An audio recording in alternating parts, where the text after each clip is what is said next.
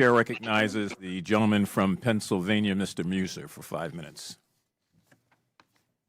Thank you very much, Mr. Chairman, and thank you to our ranking member as well. Thank you to all of you.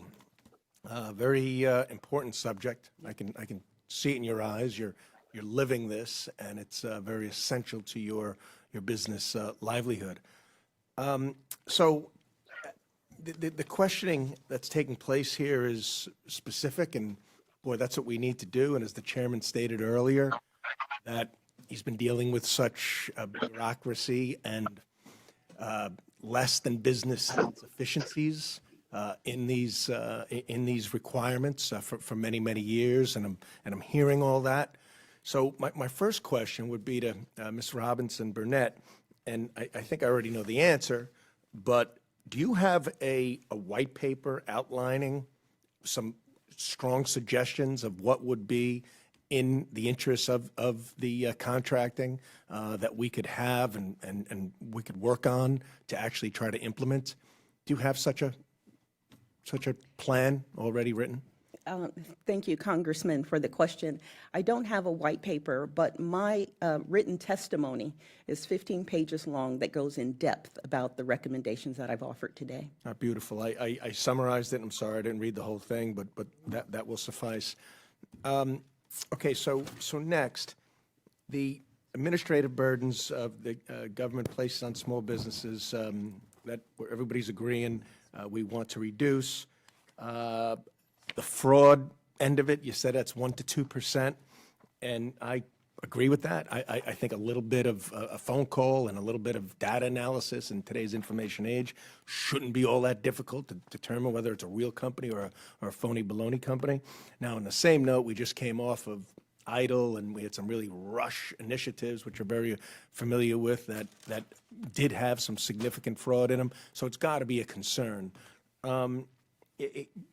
Quickly, Ms. Lee, let me go to you if you would. What can be eliminated from that so as we can have integrity and efficiency? Thank you. From my own experience, the individual 8A program seems to be administered better than the 8A mentor-protege joint venture program.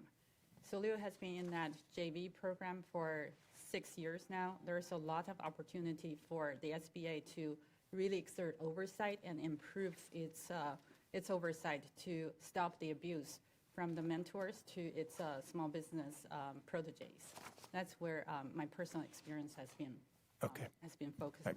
So you all must be aware of some companies, and you've experienced in yourself, that engage in the contracting for your eligibility for the contract itself, and just run into barriers that don't make a lot of sense to you, but you need to overcome anyway because it's a very important contract.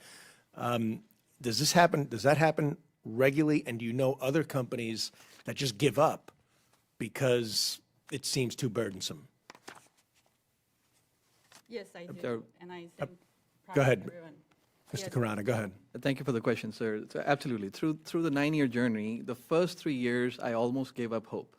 This is after surviving 2 recessions, surviving in commercial for 14 years, and still facing the challenges of the first. I mean, I thought 8A would be to the rescue, but of course, in the 3rd year, I got blessed with the first U.S. Air Force contract.